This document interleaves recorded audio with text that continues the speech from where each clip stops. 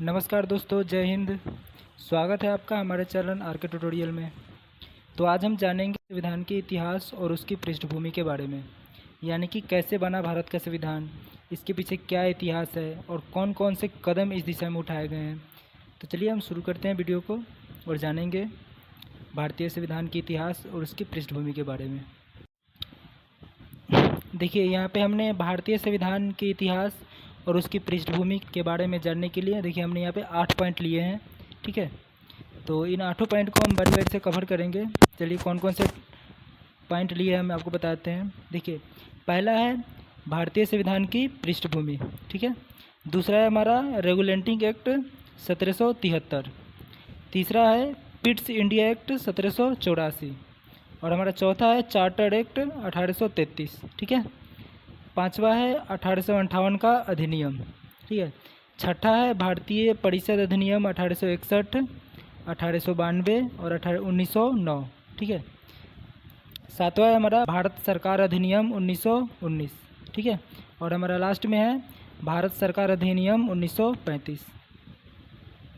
ठीक है, तो चलिए हम बारी बारी से जानेंगे और प्रत्येक हम कवर करेंगे। देखिए, पहला है हमारा भारतीय संविधान की पृष्ठभूमि, यानी कि भारत के संविधान का पृष्ठभूमि क्या था, यानी जब भारत का संविधान बना उसका बैकग्राउंड क्या था, उसके पहले कौन कौन से संविधान लागू हुए थे, कौन कौन से एक्ट पारित हुए थे। ठीक है, तो हम भारतीय संविधान की पृष्ठभूमि में अधिकतर देखेंगे तो हम अंग्रेज़ों के काल से शुरू करेंगे, क्योंकि देखिए अंग्रेज़ों के काल से पहले हमारे देश में राजा महाराजाओं का शासन था। ठीक है, नवाबों का शासन था, तो उन लोगों का कोई ठोस संविधान नहीं होता था।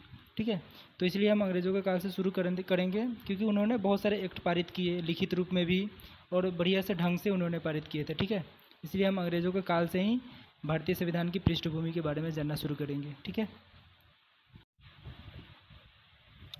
दूसरा पॉइंट है हमारा रेगुलेटिंग एक्ट 1773। ठीक है, तो चलिए हम जानते हैं रेगुलेटिंग एक्ट 1773 के बारे में, क्या क्या हुआ था इसमें और कैसे ये एक्ट आया था। देखिए, यहाँ पे ए में हम चलेंगे। ए में है कि ब्रिटिश संसद ने ईस्ट इंडिया कंपनी के कमज़ोर होती हुई प्रशासन को सुधारने और उस पर नियंत्रण रखने के लिए 1773 का रेगुलेटिंग एक्ट पारित किया। ठीक है, जो ब्रिटिश सरकार द्वारा भारत में लगाया गया पहला कानून और ब्रिटिश शासन की नींव रखने वाला पहला प्रयास था। ठीक है, देखिए यहाँ पे है ईस्ट इंडिया कंपनी और आप लोग जानना चाहेंगे कि ईस्ट इंडिया कंपनी क्या है। तो देखिए, ईस्ट इंडिया कंपनी एक कंपनी है। कहाँ की कंपनी है? तो ब्रिटेन की कंपनी है। वो भारत में आई थी। कब आई थी? तो 1600 ईस्वी में भारत आई थी। ठीक है, किस लिए भारत आई थी? तो वो व्यापार करने भारत आई थी। ठीक है, वो व्यापार करने भारत आई थी। ठीक है, उनका व्यापार बढ़ता गया। ठीक है, बहुत सारी उन्होंने कोठियाँ भी खोल दी, जैसे बंगाल में, मद्रास में, मुंबई में। ठीक है, उनका जब व्यापार बढ़ने लगा तो बहुत सारा उन्होंने अपनी व्यापारिक कोठियाँ खोल दी और उनकी शक्तियाँ भी बढ़ने लगी। ठीक है, देखिए हमारा ईस्ट इंडिया कंपनी हो गई। और दूसरा है देखिए यहाँ पे कमज़ोर, यानी ईस्ट इंडिया कंपनी कमज़ोर कैसे हुई। तो देखिए, ईस्ट इंडिया कंपनी जब उनका शक्तियाँ बढ़ने लगी तो क्या करने लगे, वो भारत पर अपना शासन करना सोचने लगे। ठीक है, कि हम भारत पे अब शासन करेंगे। ठीक है, तो इसी बीच भारत के कुछ कुछ जो राज्य हैं और ईस्ट इंडिया कंपनी के बीच युद्ध शुरू हुए। ठीक है, देखिए 2-3 युद्ध हुए, जैसे 1757 का प्लासी युद्ध। ठीक है, जो अंग्रेज़ों की तरफ से जो रॉबर्ट क्लाइव थे वो नेतृत्व कर रहे थे और बंगाल के नवाब सिराजुद्दौला के बीच हुआ था। ठीक है, ये पॉइंट आप लोग याद रखिएगा। और दूसरा युद्ध था बक्सर का युद्ध 1764 में। ठीक है, ये युद्ध ईस्ट इंडिया कंपनी की तरफ से हेनरी मुनरो लीड कर रहे थे और भारत की तरफ से जो मुग़ल सम्राट थे हमारे। ठीक है, मुग़ल सम्राट शाह आलम द्वितीय हो गए, बंगाल के नवाब मीर कासिम हो गया और अवध के नवाब सिराजुद्दौला हो गया। ठीक है, इनके बीच ये युद्ध लड़ा गया था, बक्सर का युद्ध। ठीक है, ये दोनों युद्ध तो अंग्रेज जीत गए। ठीक है, लेकिन जीतने के बाद क्या होगा कि युद्ध, देखिए किसी भी देश में अगर युद्ध होता है तो वो देश बहुत साल पीछे चला जाता है, आर्थिक रूप से और प्रशासनिक रूप से भी ईस्ट इंडिया कंपनी कमज़ोर हो गई थी इस युद्ध के कारण, ठीक है। इसलिए हम कह सकते हैं कि देखिए कमज़ोर होती हुई प्रशासन को सुधारने और उस पर नियंत्रण रखने के लिए 1773 में रेगुलेटिंग एक्ट पारित किया। देखिए यहाँ पर जो ब्रिटेन देश है, उन्होंने देखा कि हमारा जो ईस्ट इंडिया कंपनी है जो भारत में जाके अपना व्यापार कर रही है, उनके साथ भारतीय शासकों के बीच युद्ध हो गया है। तो जब युद्ध हुआ है तो हमारी ईस्ट इंडिया कंपनी कमज़ोर हो गई है, आर्थिक रूप से भी और प्रशासनिक रूप से भी, ठीक है। तो उसको मजबूत करने के लिए ब्रिटेन की संसद ने एक एक्ट पारित किया जिसका नाम था रेगुलेटिंग एक्ट, ठीक है, पारित किया गया, जो ब्रिटिश सरकार द्वारा भारत में लगाया गया पहला कानून और ब्रिटिश शासन की नींव रखने वाला पहला प्रयास था, ठीक है। आप लोग याद रखिएगा, ये जब एक्ट लागू हुआ उसमें से ईस्ट इंडिया कंपनी और ज़्यादा मजबूत हो गई क्योंकि उसके देश से उन्हें सपोर्ट मिलने लगा, ठीक है। बी में है हमारा, इसके तहत बंगाल के गवर्नर को गवर्नर जनरल ऑफ बंगाल कर दिया गया, ठीक है। देखिए पहले बंगाल में गवर्नर होते थे, लेकिन जब ये एक्ट लागू हुआ तो ये जनरल सब जोड़ दिया गया, यानी कि बंगाल के गवर्नर को अब गवर्नर जनरल ऑफ बंगाल कर दिया गया, ठीक है। तथा वारेन हेस्टिंग्स को बंगाल का प्रथम गवर्नर जनरल बनाया गया, ठीक है। ये आप लोग पॉइंट याद रखिएगा कि 1773 का रेगुलेटिंग एक्ट जब लागू हुआ, ठीक है, उस समय भारत का गवर्नर जनरल ऑफ बंगाल किसे बनाया गया, तो वारेन हेस्टिंग्स को, ठीक है। ये पॉइंट आप लोग याद रखिएगा।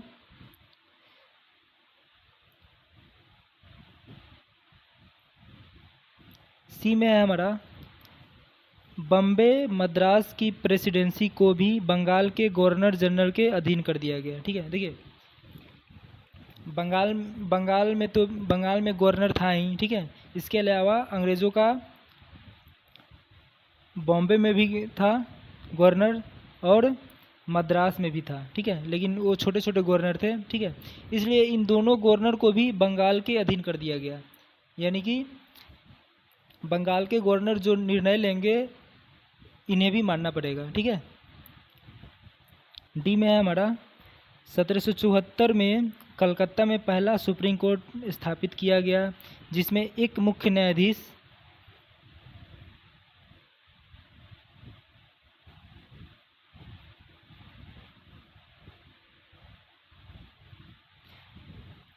डी में है हमारा, 1774 में कोलकाता में पहला सुप्रीम कोर्ट स्थापित किया गया जिसमें एक मुख्य न्यायाधीश सर एलिजाह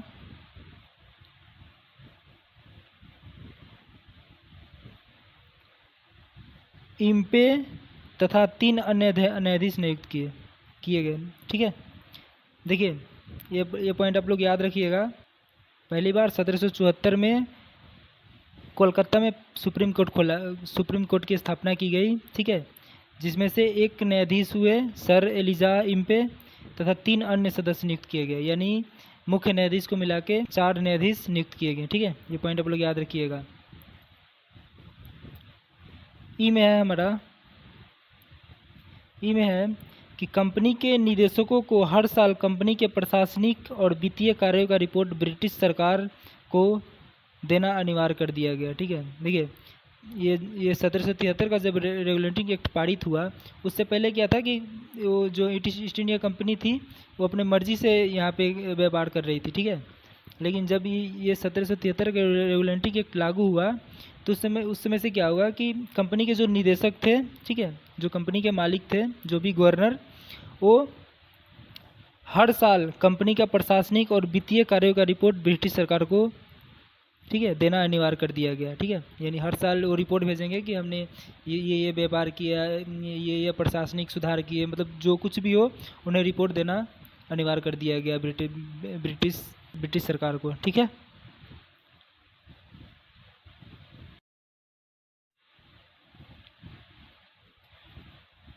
तीसरा पॉइंट है हमारा पिट्स इंडिया एक्ट 1784, ठीक है। ये देखिए ये रेगुलेटिंग एक्ट 1773 के बाद का दूसरा ये अंग्रेज़ों द्वारा पारित किया गया एक्ट है, ठीक है। चलिए हम समझते हैं इसको। 1773 का रेगुलेटिंग एक्ट कंपनी के शासन को नियंत्रित करने में विफल रहा, जिसके परिणाम स्वरूप ब्रिटिश प्रधानमंत्री विलियम पिट द यंगर द्वारा 1784 में पिट्स इंडिया एक्ट पारित किया गया। ठीक है, देखिए जो हमारा 1773 का रेगुलेटिंग एक्ट है वो उतना बढ़िया नहीं था, इसलिए वो विफल हो गया। ठीक है, उसी को और मजबूत करने के लिए ब्रिटिश प्रधानमंत्री विलियम पिट द यंगर ने 1784 में पिट्स इंडिया एक्ट पारित किया। ठीक है, ये आप लोग याद रखिएगा। बी में है पिट्स इंडिया एक्ट में दोहरे शासन प्रणाली की स्थापना की गई, जिसमें पहला राजनीतिक नियंत्रण जो ब्रिटिश सरकार के पास चली गई और दूसरा व्यापारिक नियंत्रण जो कंपनी के पास थी। ठीक है, देखिए ये पॉइंट आप लोग याद रखिएगा कि किस एक्ट के तहत दोहरे शासन प्रणाली की व्यवस्था की गई थी। ठीक है, तो ये पिट्स इंडिया एक्ट 1784 आप लोग याद रखिएगा। ठीक है, दोहरा शासन प्रणाली क्या होता है, जिस इसमें देखिए इसमें दो विषय है, एक राजनीतिक नियंत्रण और एक व्यापारिक नियंत्रण।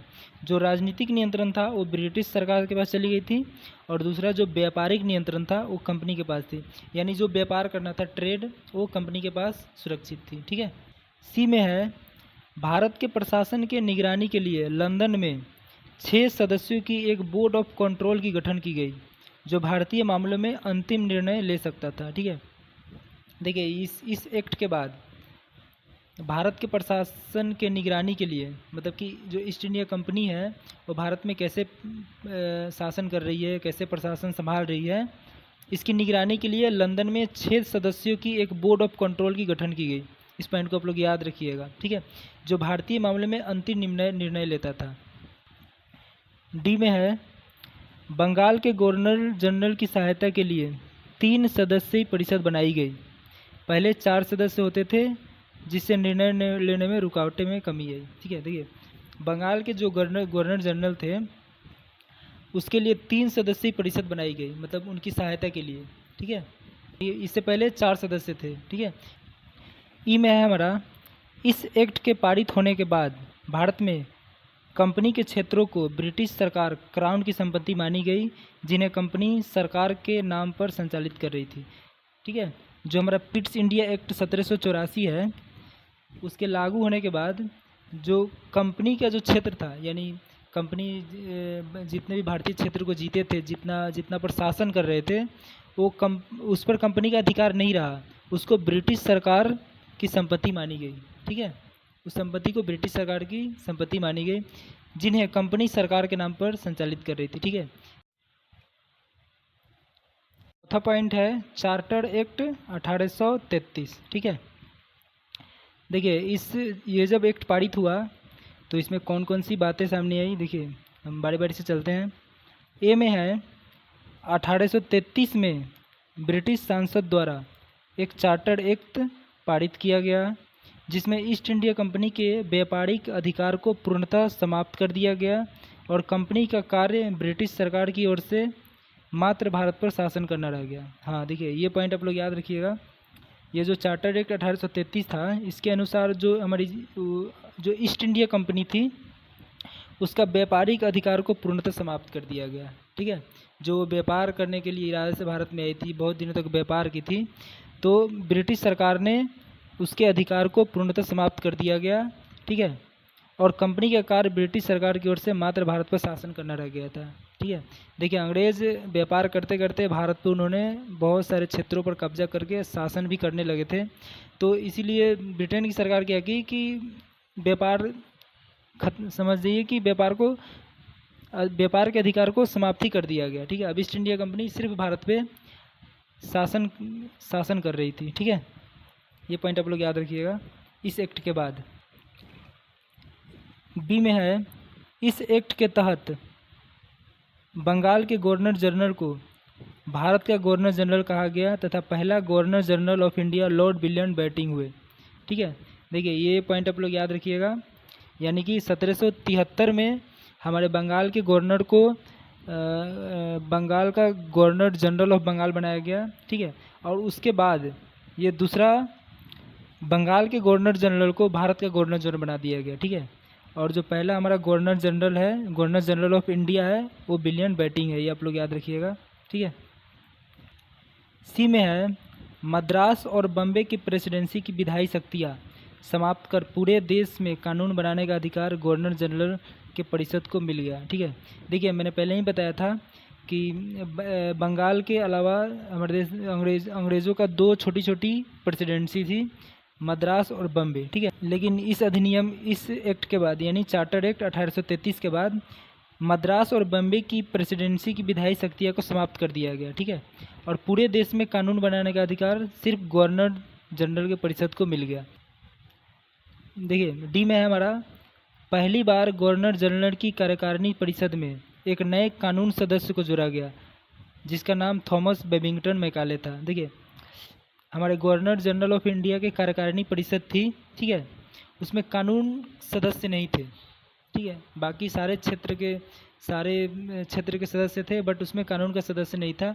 और इस अधिनियम के बाद उसमें एक कानून सदस्य यानी लॉ मेंबर जोड़ा गया था जिसका नाम क्या था, थॉमस बेबिंगटन मैकाले। ये आप लोग याद रखिएगा। ठीक है,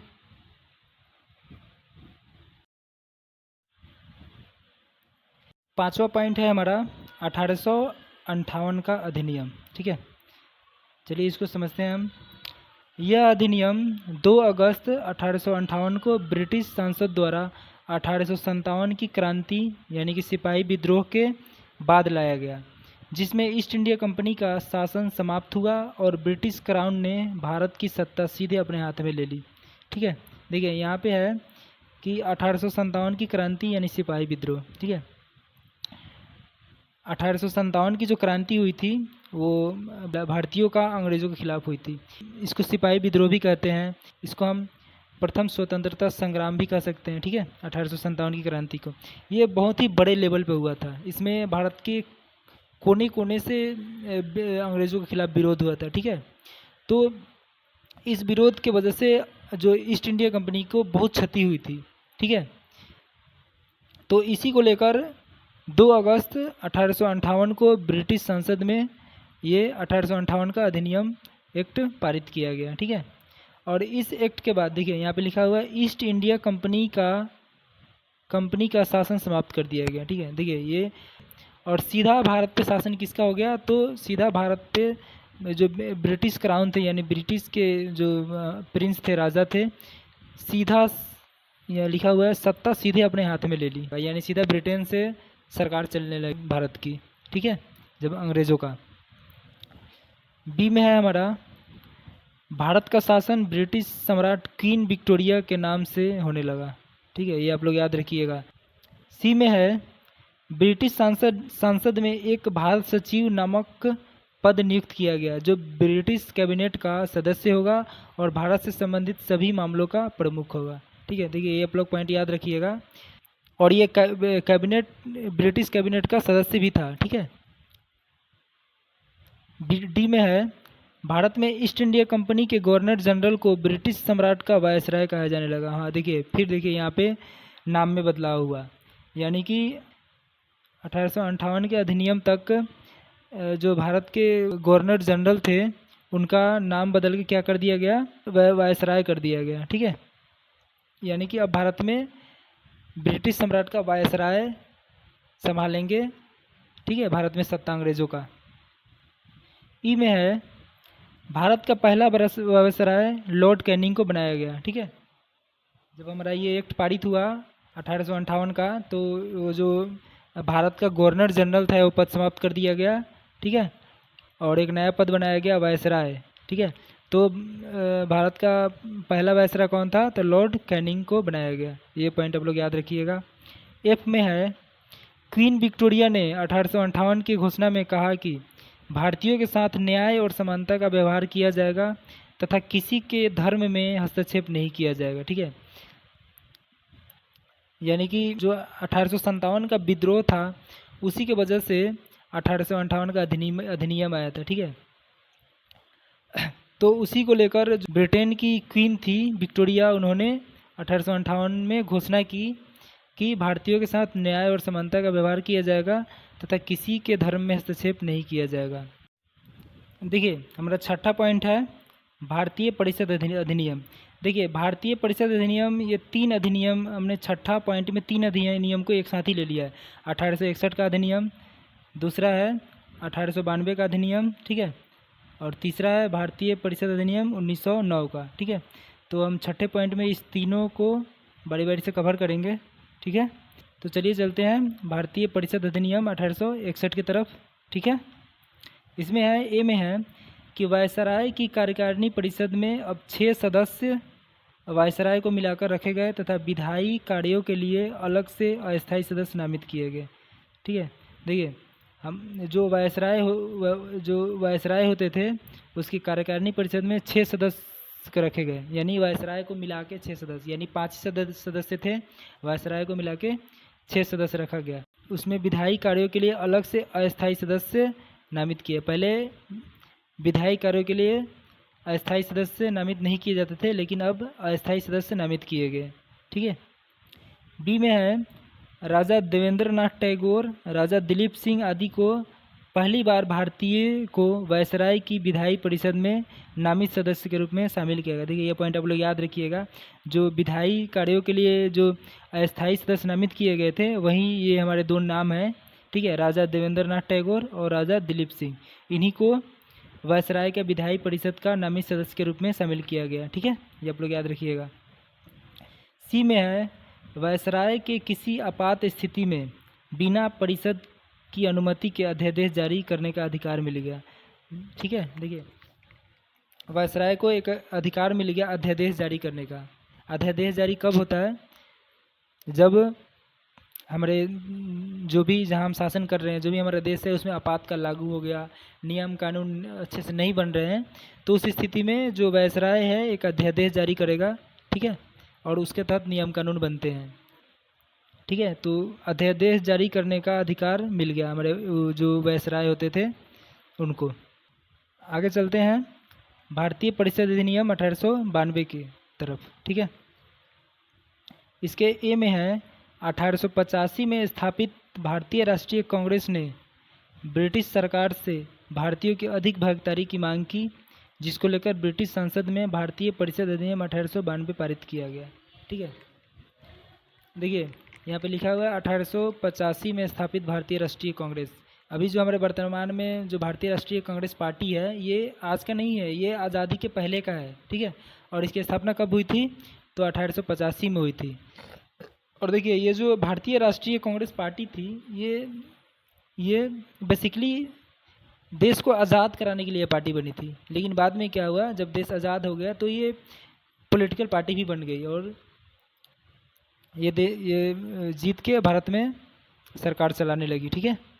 तो इसको आप लोग याद रखिएगा कि ये जब पार्टी बनी थी तो इस पार्टी ने मांग करने लगी कि ब्रिटिश सरकार से भारतीयों की अधिक भागीदारी की मांग करने लगी, जिसको लेकर ब्रिटिश संसद में भारतीय परिषद अधिनियम 1892 को पारित किया गया, ठीक है।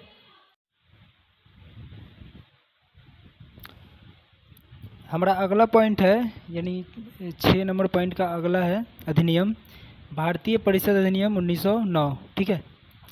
इस अधिनियम को मार्ले मिंटो सुधार भी कहा जाता है, ठीक है। देखिए, ये मार्ले मिंटो, जो लॉर्ड मार्ले थे वो भारत के सचिव थे, यानी जो ब्रिटेन में थे भारत के सचिव के रूप में वो मार्ले थे, और मिंटो जो था ये भारत का वायसराय था। तो इन दोनों ने मिलके ये भारतीय परिषद अधिनियम 1909 लागू किया था, ठीक है। इसलिए इन्हें इस अधिनियम को मार्ले मिंटो का सुधार भी कहा जाता है, ठीक है। इस अधिनियम द्वारा केंद्रीय विधायी परिषद में सदस्यों की संख्या 16 से बढ़ाकर 60 की गई तथा प्रांतीय परिषद जैसे बंगाल, बम्बई, मद्रास, यूपी तथा पंजाब में सदस्यों की संख्या 30 से 50 के बीच कर दिया गया, ठीक है। ये पॉइंट आप लोग याद रखिएगा, ठीक है। इस अधिनियम के द्वारा केंद्रीय विधायक परिषद में सदस्यों की संख्या पहले जो 16 थी उसे बढ़ा के 60 कर दिया गया, ठीक है। और भी जो प्रांत थे, ठीक है, जैसे बंगाल, बम्बई, मद्रास, यूपी और पंजाब में सदस्यों की संख्या 30 से 50 के बीच में कर दिया गया, ठीक है। ये भी पॉइंट आप लोग याद रखिएगा, ठीक है। सी में है, मुसलमानों को अलग निर्वाचन मंडल दिया गया जिसमें मुसलमान केवल अपने उम्मीदवार को वोट दे सकते थे, ठीक है। ये पॉइंट ये पॉइंट है, ये आप लोग याद रखिएगा कि किस अधिनियम के तहत मुसलमानों को अलग निर्वाचन मंडल का अधिकार दिया गया, ठीक है। तो ये मार्ले मिंटो सुधार या भारतीय संविधान परिषद 1909, ठीक है, ये आप लोग याद रखिएगा। हमारा 7वां पॉइंट है भारत सरकार का अधिनियम 1900, ठीक है। चलिए इसके बारे में हम जानेंगे। इस अधिनियम को मॉन्टेग्यू चेम्सफोर्ड सुधार भी कहा जाता है। ठीक है, देखिए यहाँ भी यही है। जो मॉन्टेग्यू है वो भारत के सचिव थे, जो भारत के सचिव ब्रिटेन में थे, ब्रिटेन की संसद में। ठीक है, वो मॉन्टेग्यू थे। और चेम्सफोर्ड थे वो भारत के वायसराय थे, इसलिए इसे मॉन्टेग्यू चेम्सफोर्ड सुधार भी कहा जाता है इस अधिनियम को। ठीक है, बी में है कि इसमें द्विसदनात्मक विधायिका की स्थापना की गई, जिसमें प्रथम राज्य परिषद, दूसरा केंद्रीय विधानसभा बनाया गया। ठीक है, देखिए द्विसदनात्मक विधायिका बनाई गई, जिसमें पहला था राज्य परिषद और दूसरा केंद्रीय विधानसभा बनाया गया। ठीक है, सी में है राज्य परिषद का कार्यकाल 5 वर्ष का और केंद्रीय विधानसभा का कार्यकाल 3 वर्ष का। ठीक है, ये पॉइंट आप लोग याद रखिएगा। जो द्विसदनात्मक विधायिका बनाई गई थी, जिसमें पहला था राज्य परिषद, उसका कार्यकाल 5 वर्ष था। और जो ये केंद्रीय विधानसभा बनाई गई थी, इसका कार्यकाल कितना था, तो 3 वर्ष रखा गया। ठीक है, ये पॉइंट आप लोग याद रखिएगा।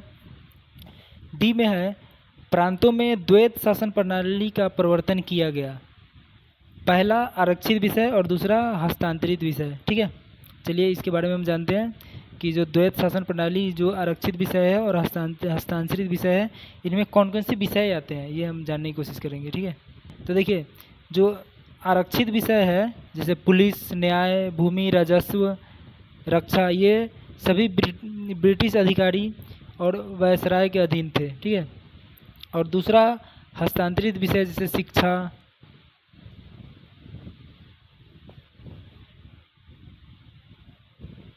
स्वास्थ्य, कृषि, स्थानीय प्रशासन, ये सभी भारतीय मंत्री जो प्रांतीय विधानसभा परिषद को उत्तरदायी थे, उसके अधीन थे। देखिए द्वैत शासन प्रणाली के जो 2 विषय थे, एक आरक्षित विषय और दूसरा हस्तांतरित विषय। तो जो आरक्षित विषय के अंतर्गत जितने भी विषय आते थे, जैसे पुलिस, न्याय, भूमि, राजस्व, रक्षा, ये सभी ब्रिटिश अधिकारी और वायसराय के अधीन था। यानी इन सभी के ऊपर, ये जितने भी विषय हैं, इन सबों के ऊपर सिर्फ ब्रिटिश अधिकारी या वायसराय ही कानून बना सकते हैं या कुछ कर सकते हैं। ठीक है, और दूसरा था हस्तांतरित विषय। हस्तांतरित विषय जैसे शिक्षा, स्वास्थ्य, कृषि, स्थानीय प्रशासन, ये सभी भारतीय मंत्री जो हमारे देश के जो प्रांत थे, उसमें जो जो मंत्री थे, उसके अधीन ये आते थे। यानी इन सभी विषयों पर जो भारतीय मंत्री थे वो कानून बना सकते थे। ठीक है, देखिए एफ में है इस अधिनियम के द्वारा भारत में पहली बार महिलाओं को वोट देने का अधिकार मिला। उस समय इंग्लैंड के प्रधानमंत्री लॉर्ड जॉर्ज थे। अगर कभी क्वेश्चन में आ जाए कि किस अधिनियम द्वारा महिलाओं को वोट देने का अधिकार मिला, तो सीधा आप लोग लगा दीजिएगा। ठीक है, जी में है पहली बार प्रत्यक्ष चुनाव की व्यवस्था की गई, जिसमें केवल संपत्ति, शिक्षा, कर भुगतान आदि योग्यता रखने वाले लोग ही वोट दे सकते थे। ठीक है, देखिए प्रत्यक्ष चुनाव का मतलब होता है कि डायरेक्ट, मतलब कि जनता चुनेगी, जो भी विधायक है, मंत्री है, जो भी है वहाँ उस समय के, या वायसराय है, उनका चुनाव जनता सीधे करेगी। लेकिन इस चुनाव में कौन कौन लोग भाग ले सकते हैं, कौन कौन मतलब वोट दे सकते हैं, तो देखिए सभी लोग नहीं दे सकते थे, जिसमें केवल संपत्ति, शिक्षा, कर भुगतान आदि योग्यता रखने वाले लोग ही वोट दे सकते थे।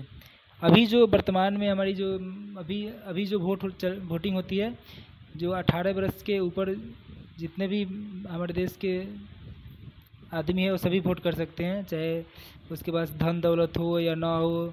ठीक है, संपत्ति हो या ना हो, शिक्षा हो या ना हो, वो टैक्स पे देता हो या ना हो, ठीक है, तो वोट दे सकता। बट जब उस समय ऐसा नहीं था, उस समय संपत्ति, शिक्षा, भुगतान आदि योग्यता रखने वाले लोग ही वोट दे सकते थे। ठीक है, यानी वोट देने का अधिकार सीमित था, ये हम कह सकते हैं। ठीक है, हमारा 8वां पॉइंट है भारत सरकार का अधिनियम 1935। ठीक है, तो चलिए इसके बारे में जानते हैं। और देखिए ये अधिनियम हमारा अंतिम अधिनियम है, इसके बाद हम कोई अधिनियम नहीं आया था, सीधा हमारा देश का संविधान निर्माण हुआ था 1946 के बाद। ठीक है, देखिए ए में है साइमन कमीशन 1927 की सिफारिशों और तीनों गोलमेज सम्मेलनों के आधार पर यह अधिनियम तैयार किया गया। ठीक है, ये जो हमारा 1935 का अधिनियम है, ये क्यों लाया गया? ठीक है, तो ये साइमन कमीशन 1927 और तीनों गोलमेज सम्मेलनों के आधार पर लाया गया। ठीक है, तो देखिए ये यहाँ पे है साइमन कमीशन। ठीक है, साइमन कमीशन क्या है, चलिए इसके बारे में जानते हैं। देखिए साइमन कमीशन एक आयोग है जो भारत के संविधान संबंधित सुधारों की समीक्षा के लिए साइमन कमीशन लाया गया था। ठीक है, तो ये हमारा जो 1919 का जो मॉन्टेग्यू चेम्सफोर्ड सुधार है, उसी अधिनियम में एक बात कही गई थी अंग्रेज़ों द्वारा कि हर 10 साल पर भारतीय संविधान संबंधित सुधारों की समीक्षा की जाएगी। ठीक है, हर 10 साल पर, और एक आयोग भी बना के किया जाएगा।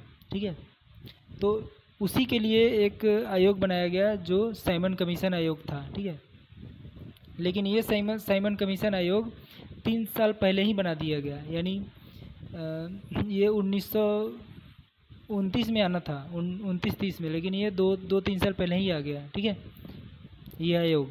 और इस साइमन कमीशन का बहुत ज़्यादा विरोध हो रहा था हमारे देश में। ठीक है, क्योंकि ये एक तो 2-3 साल पहले ही आ गया था।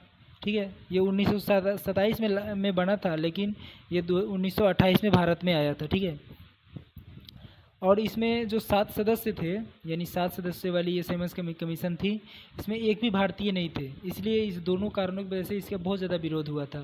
ठीक है, और यहाँ पे देखिए 3 गोलमेज सम्मेलन है। ये गोलमेज सम्मेलन क्यों हो रहा था? ठीक है, तो देखिए 1930 से लेकर 1932 तक, मतलब ब्रिटेन में 3 गोलमेज सम्मेलन हुआ। और ये क्यों हुआ? तो देखिए मैं बताता हूँ। भारत के संविधान और शासन व्यवस्था के बारे में विचार करने के लिए ये गोलमेज सम्मेलन हुआ था। ठीक है, यानी 1930 में पहला गोलमेज सम्मेलन हुआ था, 1931 में दूसरा, और 1932 में तीसरा गोलमेज सम्मेलन हुआ था। तो इन्हीं दोनों बातों के आधार पर ये अधिनियम तैयार किया गया था, हमारा 1935 का अधिनियम। ठीक है, बी में है, यह अब तक का सबसे लंबा और जटिल अधिनियम था जिसमें कुल 321 अनुच्छेद और 10 अनुसूचियाँ थी। ये भी पॉइंट आप लोग याद रखिएगा। अभी तक जितने भी एक्ट पारित हुए थे अंग्रेज़ों द्वारा या ब्रिटिश सांसद द्वारा, उनमें से सबसे लंबा और जटिल अधिनियम यही था, 1935 वाला। ठीक है, जिसमें 321 अनुच्छेद और 10 अनुसूचियाँ थी। सी में है हमारा, इस अधिनियम में पहली बार केंद्रों और राज्यों के बीच शक्तियों का बंटवारा किया गया, जिसके अंतर्गत 3 सूचियाँ बनाई गई। ठीक है, देखिए शक्तियों का बंटवारा किया गया और 3 सूचियाँ भी बनाई गई। कौन कौन सी सूची है? पहला है संघ सूची, इसमें 59 विषय थे। दूसरा है प्रांतीय सूची, इसमें है 54 विषय थे। और तीसरा हमारा है समवर्ती सूची,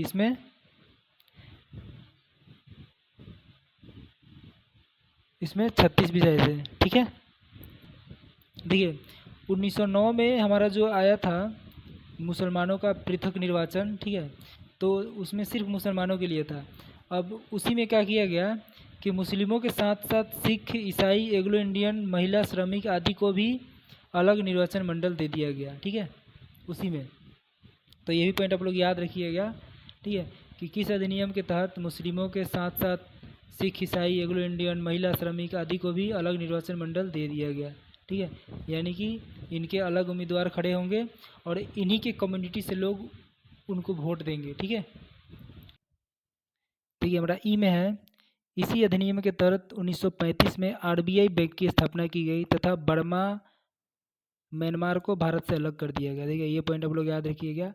आज जो हमारा आरबीआई बैंक है, जिसको बैंकों का बैंक कहा जाता है, ये 1935 में बनाया गया था अंग्रेज़ों द्वारा। ठीक है, और 1935 के अधिनियम के द्वारा। ठीक है, 1935 में ही बनाया गया था। और दूसरा जो हमारा बर्मा एक देश है जो भारत के पूरब में है, ये 1935 अधिनियम के बाद ही इसको भारत से अलग कर दिया गया। ये पॉइंट आप लोग याद रखिएगा। देखिए एफ में है हमारा, यही संविधान आगे चलकर संविधान निर्माण का आधार बना तथा संविधान निर्माण होने तक लागू रहा। ठीक है, जब तक हमारा संविधान बन रहा था, ठीक है, तब तक हमारा 1935 अधिनियम के तहत ही भारत में शासन चल रहा था अंग्रेज़ों द्वारा। ठीक है, तो चलिए यहीं पे हम वीडियो को समाप्त करते हैं। ठीक है, अब मैं उम्मीद करता हूँ आप लोग सारे पॉइंट को काफ़ी बारीकी से समझे होंगे। इसके लिए आप लोगों को धन्यवाद। नमस्कार, जय हिंद।